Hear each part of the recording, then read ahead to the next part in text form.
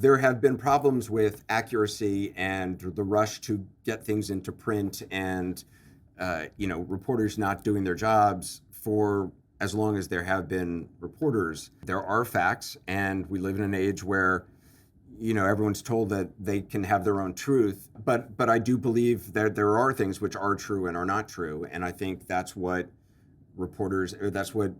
news should be about.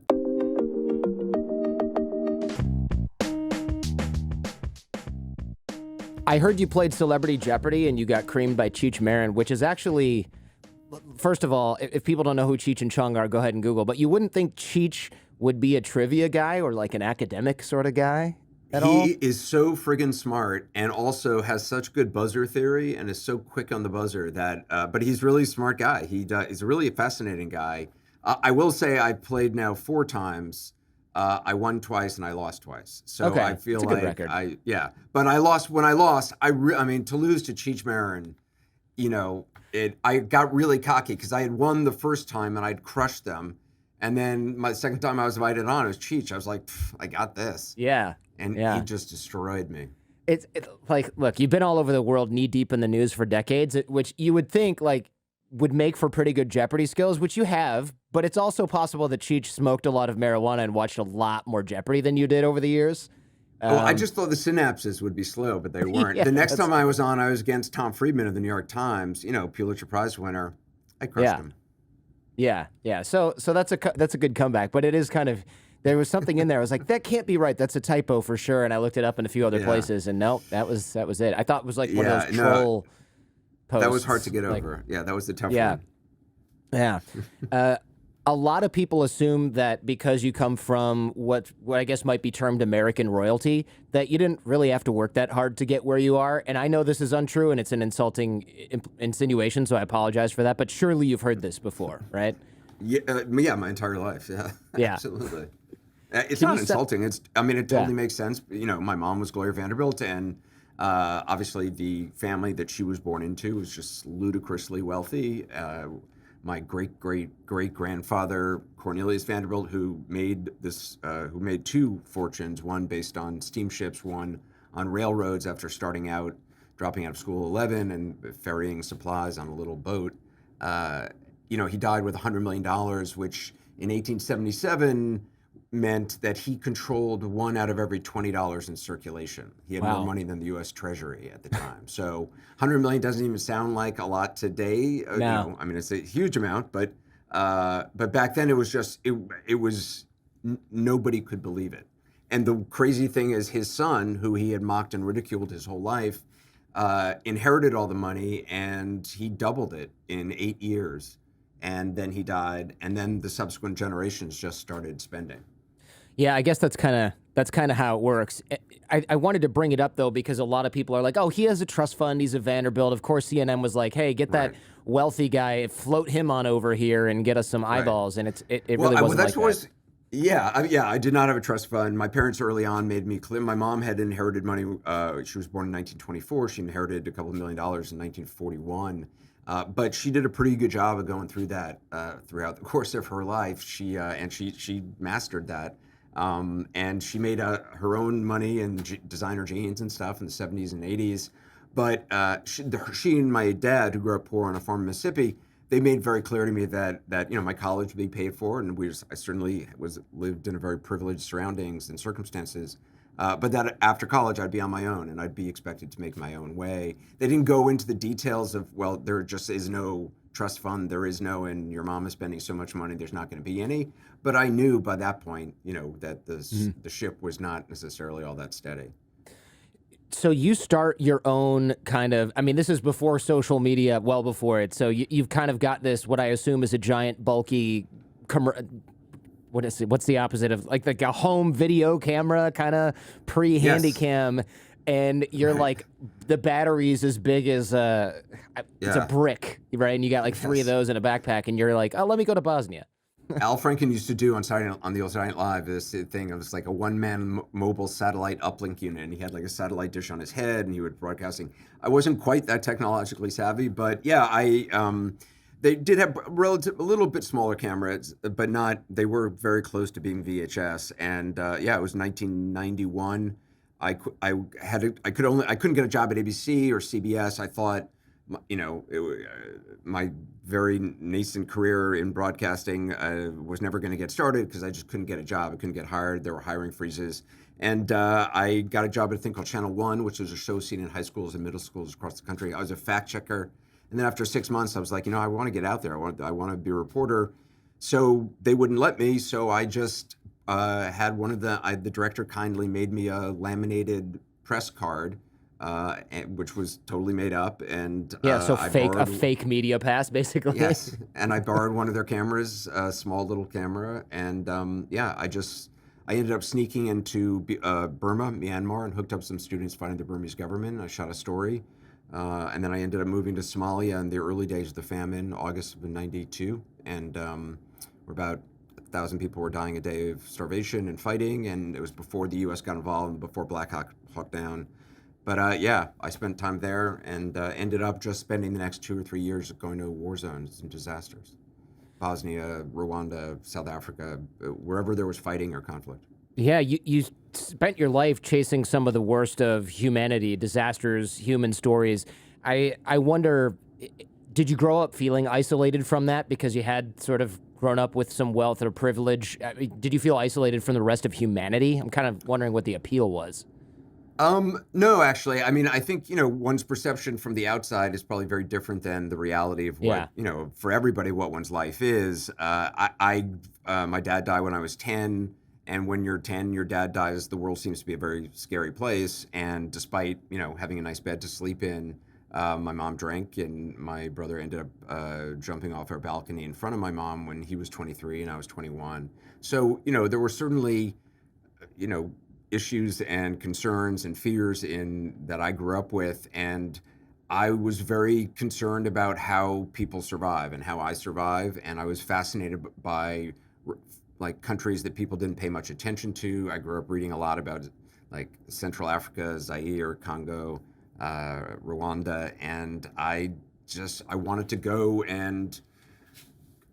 to the most extreme places and teach myself that I could survive in any circumstances. When you lose a parent early on, I wanted to go places where other people had experienced loss and other people were surviving with it, and I wanted to understand how I could survive in the world. And that's really I didn't really go to be a reporter. I went because I'd studied these places. I'd spent a lot of time fascinated by Africa, but I wanted to hear other people's stories and that I thought could help me survive. So you're not like an adrenaline junkie. It's almost, this is more like, can I make it in Africa? And it's almost like not escapism. A lot of my own travels are kind of escapism, but I was also testing myself like many young men do. And not to go all Sigmund Freud on you, but a lot of that stuff is, there's a lot of thought about kids who lose their fathers feeling a loss of control in their lives and then trying to regain that control, sometimes by shoplifting and other times by going to Congo. Right? Yeah, I started, regaining control of my life was really my mission from the time I was 10 to, 54, which I'm now still 54. So I started taking survival courses first, the National Outdoor Leadership School. I did a month in the Wind River Range in Wyoming. I did a month in the Sea of Cortez in Mexico in a kayaking expedition. I started working at 13 to earn money. And I wanted to put myself in extreme circumstances and know that no matter what happened, even if New York City was attacked, I would know how to operate in that environment. And what I discovered, which I hadn't expected, but I discovered the power of learning other people's stories. And what went from a personal thing of wanting to just go to these places and experience things was really, it opened my mind and it opened my heart. And I realized I can tell people's stories, and people whose stories have been ignored or forgotten or who are dead on the side of the road and no one will remember them because there's no photographs that exist of them. I found the power of kind of bearing witness. So it started off as kind of like Anderson Cooper, doomsday prepper, and you turned into a reporter slowly over time. Yeah, very quickly. I mean, I shot my first story in Burma with these kids fighting the government, and I knew that was it. I called up a friend afterward. I was like, this is the most incredible thing. Like, I showed up in these people's lives and, was able to convince them to let me hang out with them and tell their story. And it feels incredible. And it's, yeah. After that, I was like, this is what I have to do. Does it ever feel unfair that you're in a war zone, but you're going to leave in 3 days, and the guys that are protecting you and getting shot at every day are stuck there? The people that you're covering are stuck there. They don't get to come back home and eat ramen at your favorite place. There's got to, is that in the back of your mind at all? It's in the front of my mind. I mean, it's a really weird, it's really weird. The whole situation is weird. I mean, it's weird to be telling stories about people who die in front of you, or it's weird to go into a children's ward and intensive care unit in Niger and look around the room to find, okay, in order to how to tell the story of this horrible thing that is happening. I mean, the way news is made is you need to find characters and you need to tell a story. And, I cannot tell you the conflict, internal conflicts one has of, you're in a hospital setting and I mean, what you're looking for is somebody who's going to be dying in the next 2 hours. And so that you can be there and you can tell the story of this baby who's just died. And then it's a matter of, talking to the mother at the lowest moment of her life, if she's willing to talk. And I work very hard to be incredibly sensitive and to not intrude on anybody. And I found that most people want their stories told. If they want others to know about their little baby or their mother who died. People want somebody to know the name of their loved one and pay attention. So yeah, it's incredibly strange. And I was in Sarajevo, my first trip to Sarajevo in Bosnia in the war. Sarajevo was completely surrounded. In order to get in, you had to drive down the Mount Igman road, which was considered at that point the most dangerous road in the world, because Serbian snipers would shoot cars, and they would, you'd be passing by the wrecks of vehicles that didn't make it down the road. But yeah, I'd spend, a week in Bosnia and Sarajevo, and I was able to leave, and everyone else is trapped in the city. Yeah, the siege of Sarajevo had to be something that obviously you'll never forget that. I assume you get attached to people that you meet in situations like that just because it is so horrible. That was like almost unique. I would say uniquely horrible in history, but really there's so many horrible things that you've covered just in the past couple of decades, like Rwanda, that it's not really an accurate statement. Well, no, I mean, Sarajevo was horrific. I mean, it went on, the world watched. It happened from, 92, 93, 94. Peace deal was made in 95. But yeah, it was just horrific. You would go and you could know what corners to go and likely see somebody being picked off by a sniper, at some point during that day. Or, you just go to the hospital and you would see, people being brought in, children, men, women who had been hit with 50 caliber, shots from far away. The way the media tortured your own family for a long time, especially after your brother's death, makes me wonder why you would join those ranks yourself. You'd think the way they covered that, you would just never want anything to do with journalism ever. Yeah. I never really watched the coverage of it. I can tell you, when my brother died, 1988, July 22nd, and the next day I had to go to the funeral home to. My mom and I went to the funeral home to view his body, and somehow, I mean, there were reporters camped outside our house, and it was obviously a very public death and a big deal. It was on the pages of the Post and everything like that. And there were reporters waiting outside the funeral home to get video of us going in. And I remember in that moment sort of, holding on to my mom, walking her into the side entrance and people running to take pictures. And I remember hating the camera people who were doing that. I subsequently, as I look back, obviously they had a job to do, and I knew it then that they had a job to do, and I didn't hate them personally, but I know what it's like to be on the other end of that camera lens, and it often is not a good experience, and it often leaves you feeling a whole range of emotions, and I'm try to be very aware of that. I mean, I don't try to be. I am excruciatingly aware of that when I'm talking to somebody. If I point a camera at somebody, I work really hard because I do know what it's like to be on the other end of the lens, and I don't want to make somebody else feel like that. How do you stay professional in the face of tsunami disasters? And look, I realize this is a job, but you're still human, unless, of course, you listen to people on YouTube who think you're an alien lizard in a human shell. Right. Yes. But That's come later, though. That's been an evolution into a lizard person. yeah, how do you compartmentalize this sort of thing so that it doesn't haunt you later on? I mean, it seems like it would have to. Like you are back home eating your favorite noodles, and you're just like you just pause and you find yourself thinking about a mass grave that you witnessed 3 days prior. Yeah. Yeah, and I think that's the way it should be. I don't think it's something that you should be able to go to and then come back and forget and just think of it as, oh, it's just, yeah, it's one of those terrible places I've been. And I don't, I think that's probably maybe mentally some sort of a healthier way to do it, but I don't think it's the right way to do it. And I don't think if what you're interested in is, doing justice to the things you're seeing. I think you have to allow yourself to be horrified and scared and miserable and devastated by it. And yeah, when I fall asleep at night, I see the faces of many people whose names, some of them I remember, some of them I don't, but it's impossible not to. And I think you should. I think you should be changed by the things that you see. And I think if you're not changed by the things you see, then you kind of have no business going to these places, because you're not going to be able to tell the stories of people with any of the respect or sensitivity that I think is that they deserve. Do you ever get desensitized, or do you ever find yourself doing that maybe in the past? Because there's a report or a quote from you, and I don't know exactly what it is, maybe Rwanda, where you started to see these mass graves and you'd say, oh, only a dozen bodies. That's Right. not that bad.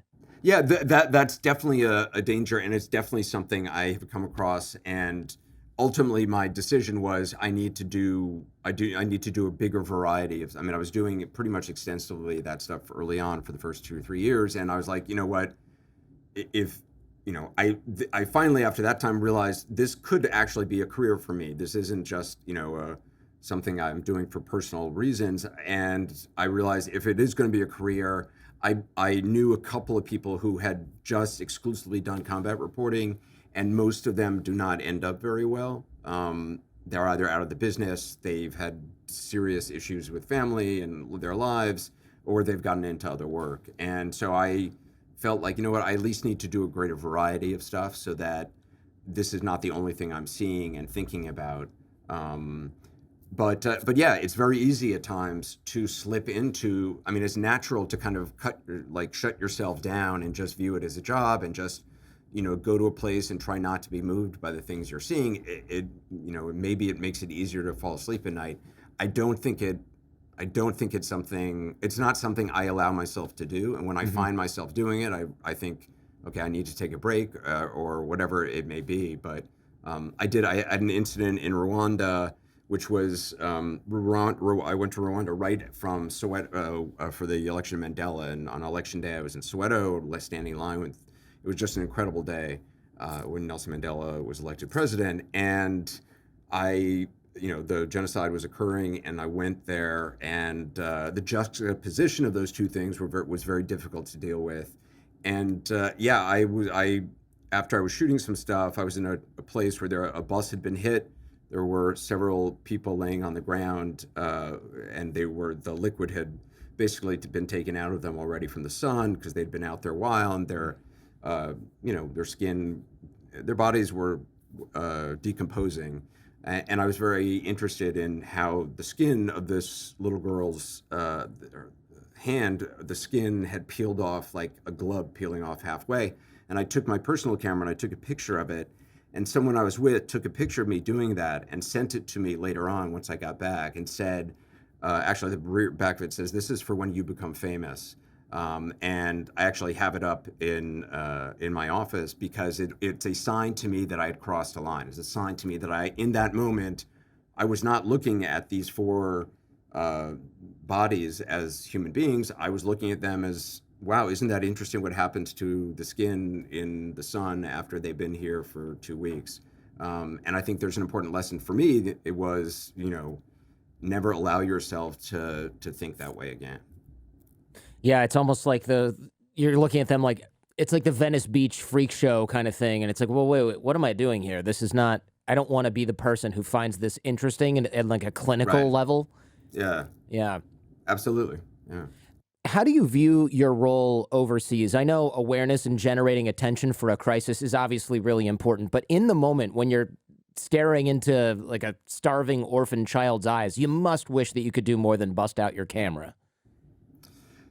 Yeah. I mean, obviously, we're often in these situations where now we're able to get to places faster than a relief Hmm. group does, or faster, in some cases than, whatever military force is going to be coming in. That takes a while to rev up. We're able to get there really, really quickly and broadcast from really virtually anywhere now. And that presents you with really some weird, difficult situations of, I'm not a doctor. I don't have the skills to actually help people who are in medical need. I have limited supplies, probably myself, and you do what you can. I mean, I happily give away, food because I generally think in most places, if you have cash, you can get food pretty much anywhere if you are privileged and have enough money to pay for it at exorbitant prices as the markets have exploded.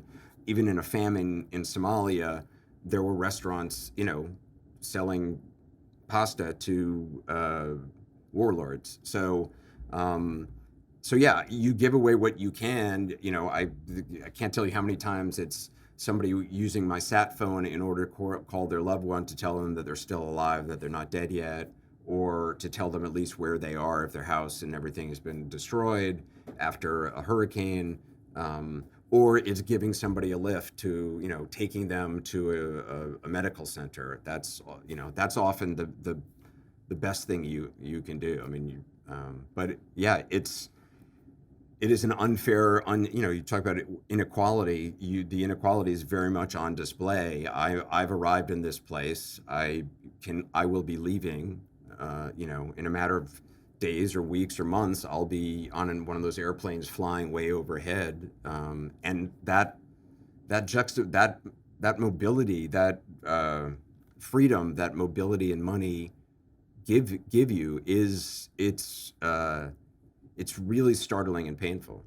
Yeah, I remember being in Somalia and, in the midst of a really, really bad situation in a town called Baidoa, a relief flight came in, dropped off supplies, and they gave me a lift back to Kenya, to Nairobi.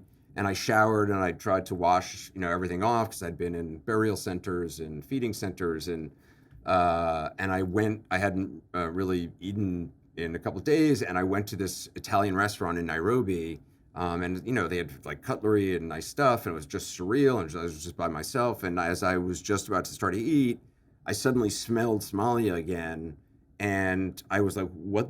Where's that coming from?" And then I looked down and I realized that there was blood on my shoes and on my boots, and I hadn't washed my boots. I hadn't thought to do that, and it was just such this strange moment of, you know, I 2 hours ago I was in this place, and now I'm clean and eating in this thing, and then there's the reminder of it, and Right. that's yeah. Like you tracked in a little bit of the worst place on earth at that particular point in time into like a decent Italian restaurant where you were planning where you Yeah. could relax. You could put your phone on the table and Right, loosen yeah. your belt a little bit and have some food. Yeah. Yeah. Yeah. That is surreal. That is extremely surreal. When you're in a war zone and you're seeing sort of the bottom base level of humanity and the worst things that humans are even capable of get done in these places, surely there must be some things, some maybe acts of kindness and compassion that don't really make the headlines as much because it's not as interesting for the gawkers. Yeah, you see that all the time. I Mhm. mean, you expect to see like horror and hatred and brutality, and yet you also see compassion and kindness and caring, and that's what's so, you never know exactly how people are going to react to something. We all think, oh, well, if I was there, this is what I would do. Or if a school shooter walked into my classroom, I'd attack the guy. And even if I didn't have a gun, no one knows until you've been in that situation. Like, you can intellectually think you know who you are, but I'm telling you, when the lights go out and there's no air condition and it's really friggin' hot and you don't have food, and there's stuff going on around, crazy stuff going on around you, you become a different person very, very quickly. And it's sometimes you become the person that you never thought you'd be. You become a superhero and you help other people and you risk your own life to help other people. And some of the people who thought they would be the heroes end up, punching women in the face in order to scale a wall to get to safety. All of which I've seen. Like, you just see that. I mean, it's you don't know who you are until everything is at jeopardy. Everything is yeah. Is there any way that being a higher profile personality who you are now, maybe in the 90s, it was kind of like, you're just a young kid doing stuff for some channel I've never heard of. Now that you're a higher profile personality, there's probably people even in sort of places you never thought that are like, hey, they're the guy from the TV that plays at the hotel where I drive cars or whatever it is. Has that affected your work in any way that didn't happen before? Like, does it make it easier to get your job done? Yeah, it cuts both ways. I mean, it's I don't really blend in well wherever I go. I'm like the most translucent person on the planet. Yeah, you're shining in the sun. It's a little off-putting and startling. So it's not like I, and CNN is everywhere now, and pretty much wherever I go. I mean, even in, I'll go to, I really love like DRC Congo and Rwanda. I love Central Africa. And there are places I'll go that I did not think anybody would recognize me, but it does happen because they know it from CNN. Even if they don't have my name, they know it's like, oh, you're the fail guy from CNN. Sorry, I lost my train of thought. What was it was, does it make it easier or harder to do your job? Oh, harder, yeah. It totally cuts both ways. Mm-hmm. So like sometimes it's, it was me and my team were the first team on the ground in Haiti after the earthquake. And we only got there faster than others because I knew, it's too boring to get into it, but I knew there was a flight to Santo Domingo and I knew we could cross over.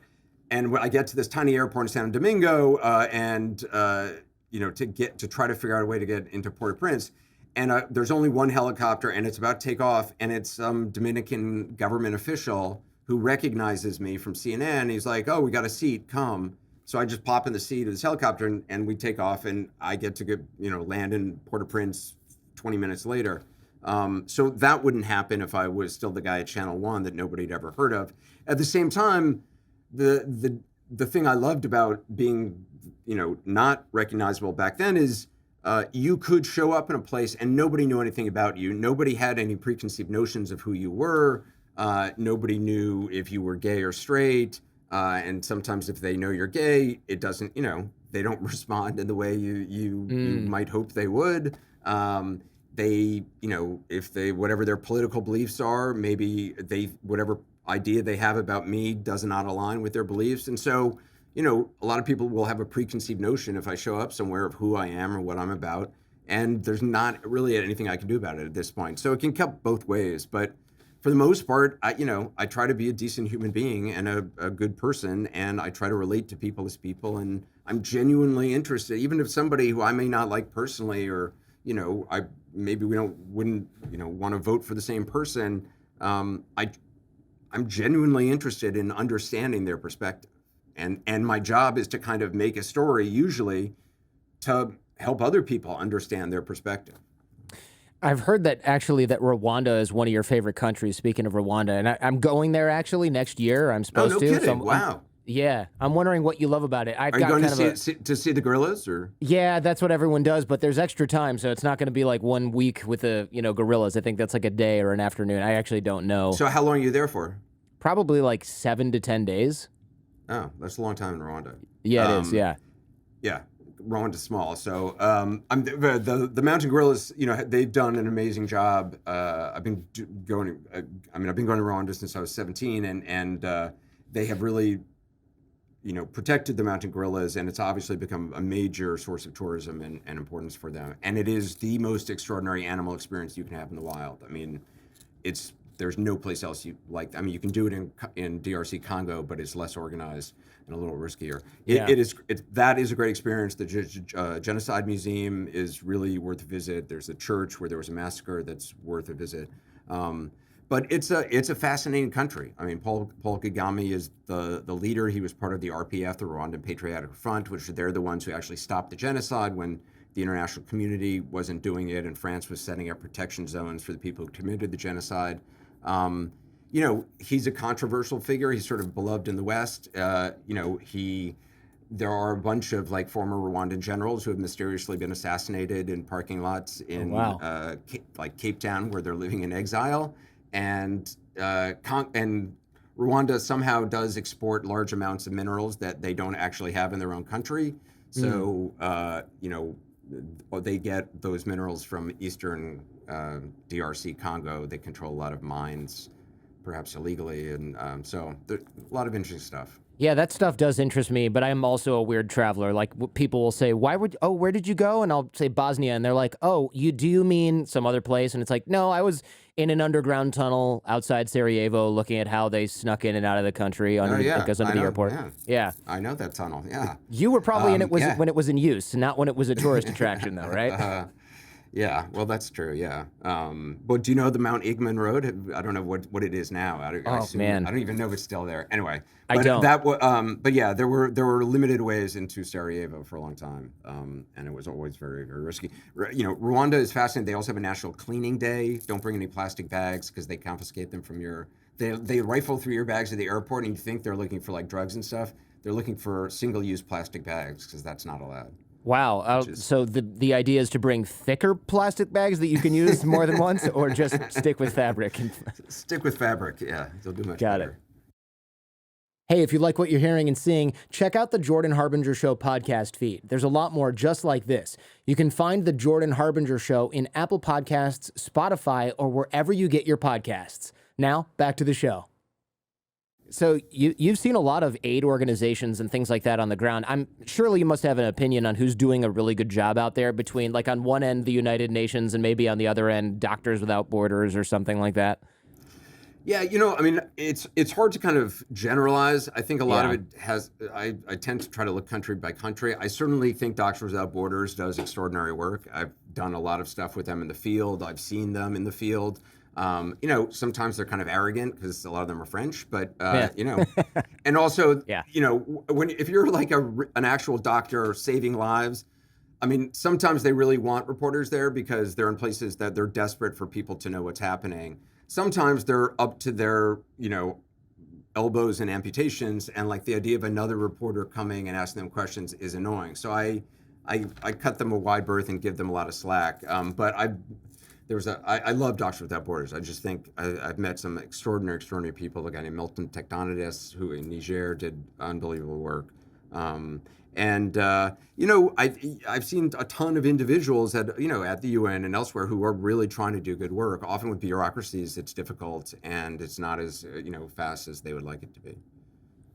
How do you get interview subjects to relax, especially when things are actually a bit awkward or uncomfortable? You were walking around Detroit with Eminem buying these Diet Cokes and just standing kind of awkwardly inside a Burger King or something, and even he was like, yeah, this is awkward, right? This isn't going in.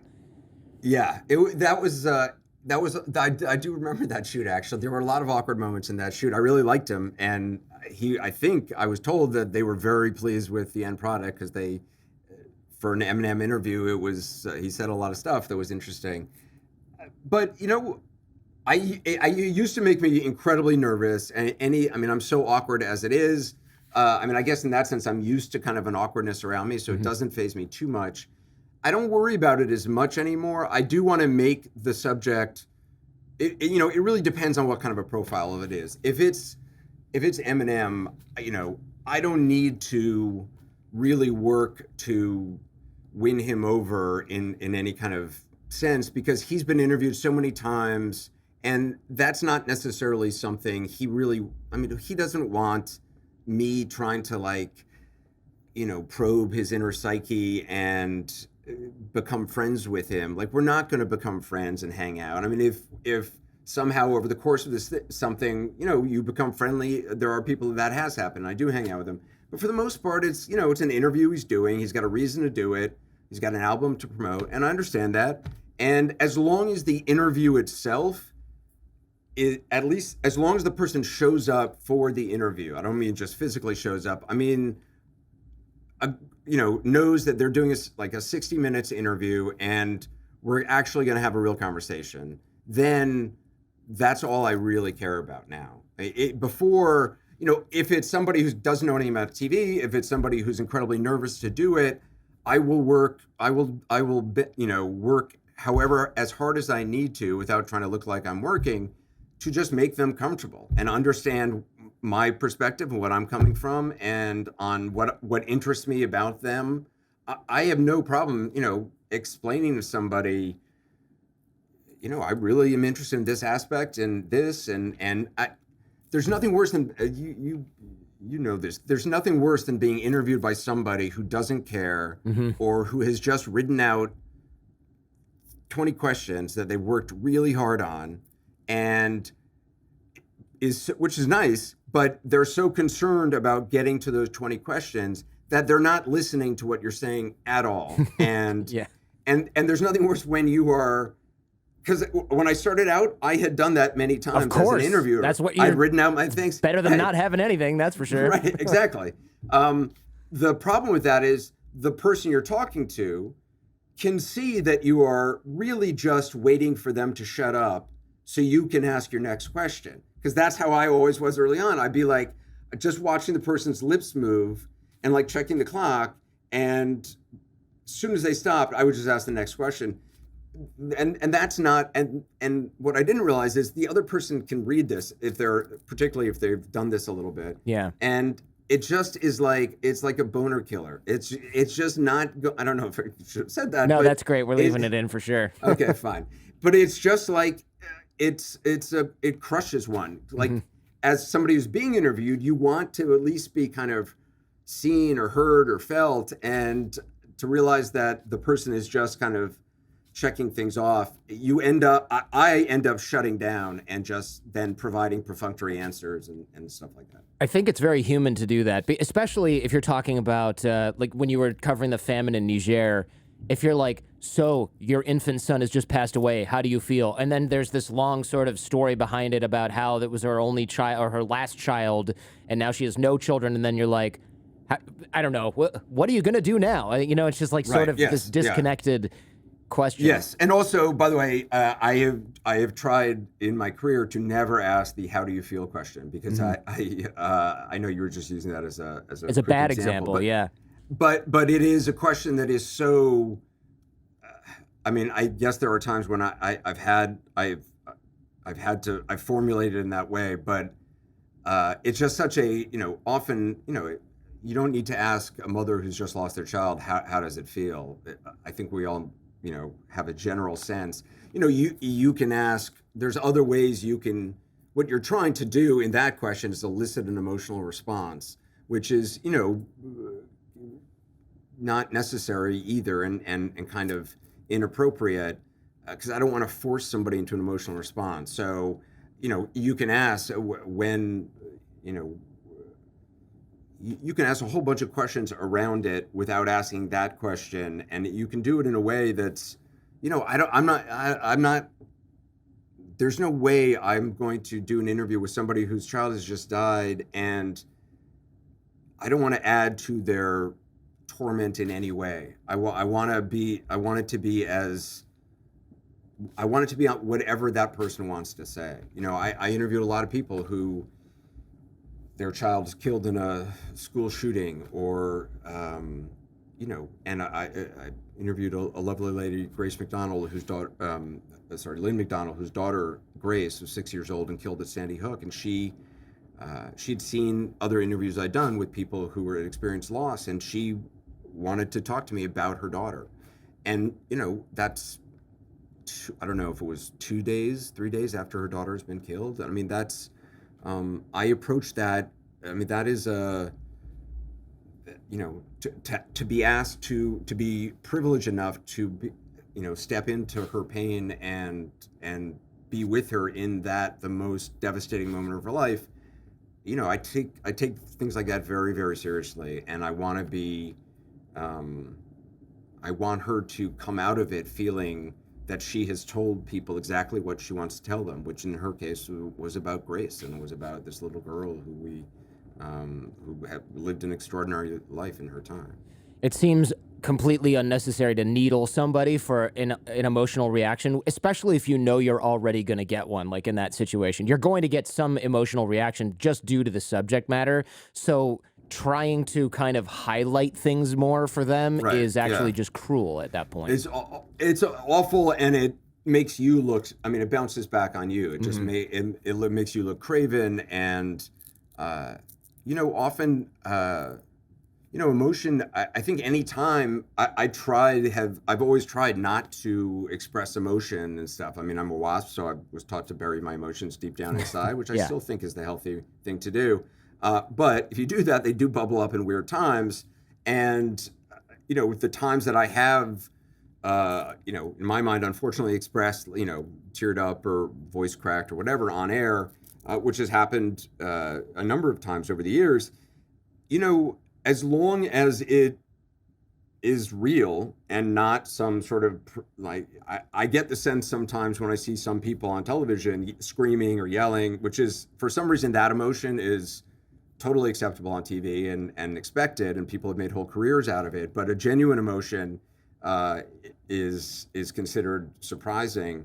I do get a sense, you can tell, the camera lens is a really thin little piece of glass, and it really does transmit truth. It really transmits who you are, for better or for worse. But the audience at home watching does get a sense of who you are, and listening as well. I think that's what's fascinating about doing this kind of stuff, television, radio, podcasts. It's an opportunity to see into another person. Do you ever read social media posts about you or your work? Because I made the mistake of doing that about your work, and I felt bad for you because it's so intense. I don't. I mean, I don't know which social media post you're talking about. Twitter, for example. Yeah. I don't do Twitter. I used to do Twitter, and I used to respond to people and have pithy snarky responses. And then at a certain point I was like, what am I doing? I mean, this is insane. And my life has improved considerably since I stopped really looking at Twitter. I don't even really look at it anymore, even as for the news folks that I follow. I will in a pinch if there's a breaking situation and I'm watching CNN on breaking news and I'm looking for like the local police department in the town where something happens, I'll go to Twitter. But for the most part, I'm just really happier without it. My mom always said she never read anything about herself, which was pretty much true. And I've managed really not to read about myself as well. Oh, yeah. I forgot you had a kind of an live-in expert who could be like, oh, negative. You hate Twitter, 140 negative characters. Here's a pile of articles about how we are a terrible family and everyone you're related to is awful. Right? Yes. Yeah.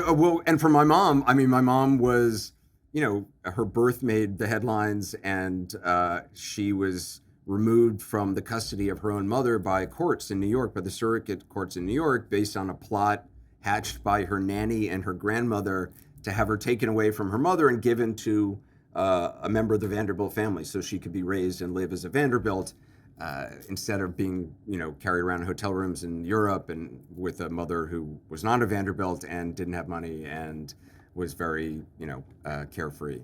Yeah, I read the book that you wrote with her, and I thought she has, just by the grace of God, come out as a loving mother. Like, she had her faults and everything, but wow. I mean, her upbringing was like straight to sociopath, but she didn't have the genes for it. Yeah. Her parents, she was born 1924, and then her mom and dad take off for a 6-month honeymoon because that's what you do. Like, none of that whole, wow, there's a newborn baby here, let's stick around for it. And yeah, my mom, yeah, it was an insane thing, and it altered the course of her life, and it impacted the course of her life, and she spent her whole life kind of replaying scenarios from her childhood and reliving them and kind of rethinking them to make them into some sort of order. And there's a Dorothy Parker quote, which is those born to the storm find the calm very boring. My mom was born to the storm and was relentlessly restless her entire life. So anytime she wanted like a house with a white picket fence, but when she had it, she blew it up because it worked for like a week or two, but then the restlessness came back. So yeah, she really needed the cool. vacation instead of a suburban home. Yes, exactly. What do you think, in brief, of course, of the state of the media right now? I mean, distrust is so high. A lot of it is earned by a lot of these sort of fake, or I guess they're real journalists, but it's like crossing a lot of lines. The rest of it is done by extremists or politicians. But the quest for accuracy in the press and the quest for truth, it should sort of be near sacrosanct, but obviously that's just not the case anymore at all. I mean, look, there's so many different kinds of outlets that are under the rubric of media or press that it's a little hard to kind of figure out. It was interesting writing this book. I did a lot of research in the old press accounts of the Vanderbilts, and for instance, Cornelius Vanderbilt's death. The richest man in the world dying, who he's going to leave the money to. There were reporters camped outside his house for months waiting for him to die. The press accounts of his actual death, they're all completely different. I mean, what the New York Times is that it was it was the model Victorian death of hymns being sung while beloved family members were around the bed.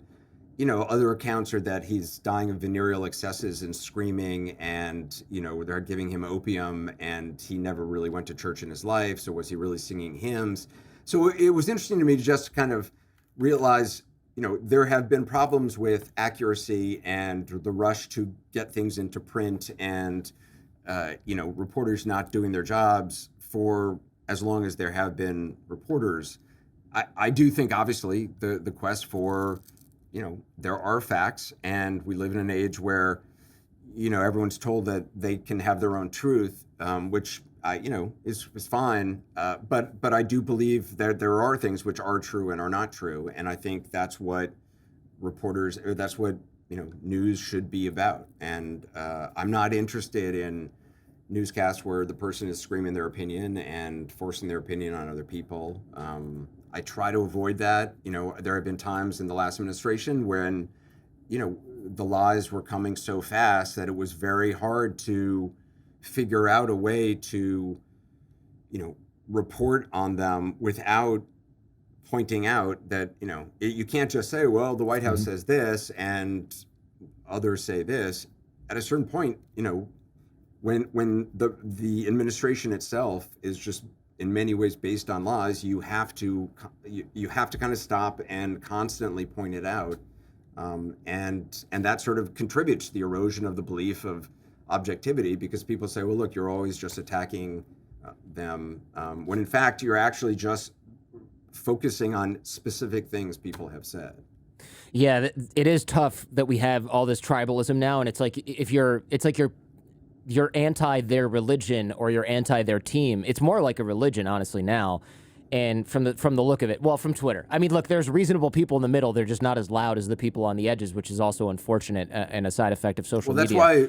That's why in a revolution, the first people who are killed are the moderates, because both revolutionaries, in a revolution, extremism the extremists help each other, because they can feed off each other, they can blame the other. The moderates, who are trying to just make peace and be sensible, they're usually the ones who are attacked first, because they're not helping either extremist cause. Well, I'm screwed then, I think, because that's where I live, right in the middle. And It's like, hey, both sides have some points. Both sides are making some mistakes. Here they are. Right. And so both sides are like, you know what? 1 star for this shitty podcast, Jordan. Right. Yeah. Well, that's that's exactly the problem. I mean, that is exactly the problem. Now, on 60 Minutes, when you guys come on and you say, I'm Anderson Cooper. I'm Leslie Stahl. How many? This is a dumb question, just so you know. How many times do you have to retake that? Because it's weird to say that. I tried it in the mirror. It didn't go. You tried well. it? Yeah. It didn't go. It is well. very weird. Yeah. It's funny. It's not a bad question because I think it's really funny actually. The first time I did it was I think 2006 was the first time I was asked to do the IMs, and it took me a while because first of all I kept giggling every time I started. I just couldn't believe I was on 60 Minutes. I couldn't believe I had been asked to like start to contribute some stories. I grew up watching this thing. I idolized Bob Simon and Mike Wallace and all these people, Ed Bradley, and so I was like, I need a minute here. Like this is big for me. This is crazy. And you're sitting in front of a green screen, which is they that's how they do it in the 6 Minutes thing, so that the clock is behind you. Oh right. And you're just staring at the camera, and it's a bunch of guys waiting to go on their lunch break, and you're doing, I'm Anderson Cooper. I'm Anderson Cooper. And once it gets in your head, you don't know how to do it, and then you try to think. You'd be like, I'm Mike Wallace. I'm Bob Simon. I'm Anderson Cooper. Like to try to do it in a sentence where it would make sense. And at a certain point, you're just like, do you have something? Like, and then, but for the first time, like they literally counsel you. They're like, little more space between the I'm, then your first name. So it's like, I'm Anderson Cooper. But then that seems too much. That's too much, yeah. I'm Anderson Cooper. And then you become obsessed with it. And there's every time I say it, I'm like, I don't know how to say this. And I'm never happy with how it looks in the thing. I always feel like I still haven't gotten it. That makes me feel a lot better because in the intro to the show, I say, hey, welcome to the Jordan Harbinger show. I'm Jordan Harbinger. And every time I go to my producer and he edits it out, I was like, was that weird? Did that sound weird? And he's like, no, it never sounds weird. Just leave it. That sounded great. You just saying that sounded great. I wish I had that cadence for the 60 Minutes thing. Well, yeah. Yeah. If I had to do it for real, then it would be different. Now it's fine. Now this throwaway version is fine. You nailed the I'm Anderson Cooper there, by the way, too. A one take, right? It's when you have to do it with the green screen and Leslie Stahl's going, are we almost at lunch? Are you going to finish this? Yeah. It was funny. I was on Andy Cohen's show, Watch What Happens Live, 2 nights ago, and he did this game called Prompter Wars, which was, I didn't know he was going to do this and that, which was basically, it was a war between him and I, just cold reading something off the teleprompter, some weird story, and the prompter was moving moving too fast. And so it was just interesting to see like our different ways of reading, and I destroyed him, but of course it was fun to see him squirm. There's got to be so many interesting things going on behind the scenes in a live newsroom. I'm wondering if there's any sort of situation where you'd found, okay, the teleprompter broke. I'm not sure what happens next. We're live. There's a crap load of people watching. Yeah. What do you do? So I started anchoring. I'd never anchored before until I was probably 29 or so, and ABC News. I was at ABC News, and they had this overnight newscast called World News Now that no people at ABC watch, but a lot of people watched around the country because like nursing mothers, night shift workers, people coming home drunk from parties. And the slogan of the show was more insomniacs get their news from ABC World News Now than anywhere else. Anyway, so they made me. I started filling in, and then they made me a full-time anchor. But I had never read a teleprompter, so that was the big learning curve. But the show was on from like, I don't know, 2 to 4 a.m. in the morning. And so sometimes we had great teleprompter operators, and it was really a loose show. And we had a guy, Willis, who laughed really loud behind the camera, and that was part of the show. And it was nice. We liked that. But, everybody falls asleep at one point or another when you're working the overnight shift. And like you'd have the camera, like the camera operator would fall asleep, and the camera would just start moving up. Or the teleprompter would just stop because the teleprompter person had fallen asleep. And it was actually great training because what you learn is that the teleprompter is not something you can depend on. It's a touchstone in my mind, that it's something that is there to help you. But if the teleprompter goes blank at any point, you have to know everything. You have to know what you were about to say anyway. Ideally, you've written what you're about to say, so it's in your head. And even if you don't know what was written, you have to know where you're going, so you can at least vamp to toss to a particular package and say who the reporter is. Because usually you have people in the ear, but when the teleprompter goes down, they are freaking out in the control room about whatever the technical snafu is. Their priority is not like go next to, Kathy in Vermont or whatever it is. So that's actually why I like live news, like real breaking news the most, because you're doing a regular broadcast and all of a sudden something happens, like, oh, we're getting a report, a plane crashed outside Boston, and they want you to start talking about it. And at first you only have 3 lines of information. We believe it's a Delta Airlines flight heading to wherever. And the job then gets really interesting very quickly. And it's the most thrilling part of being an anchor, and not because you have to have coherent conversation about something of which you have very little information, and you can't be wrong about the information, or if your information is, you're not sure how good it is, because usually the first information in a breaking thing is often wrong. You have to couch it and make sure you point out that this is early reporting. You very quickly try to bring other people in who you can have conversations about how planes go down, the safety record of this airline, whatever it may be. But that thing of suddenly you're on the air for 10 hours talking about this, and then new pieces of information come in, drips and drabs, and your job is to, you're also aware that more people are coming in as viewers, so you have to update things for the new people coming in, working in the new information you have, but not doing it in the same way that you've been doing it to alienate the people who have already been there listening. So it's just an interesting, I always equated it to, like, if you're a kid at the beach and there's like a sand cliff that's been created by the tide going out, running along the top of that sand cliff as a kid is really fun, because the sand is collapsing, the cliff is collapsing beneath you as you go, and the trick is to try to stay upright. And that's the same, that's what it is, that's what anchoring a breaking news situation is. It's, you're just trying to deliver information that's accurate in a coherent narrative, and with very little information.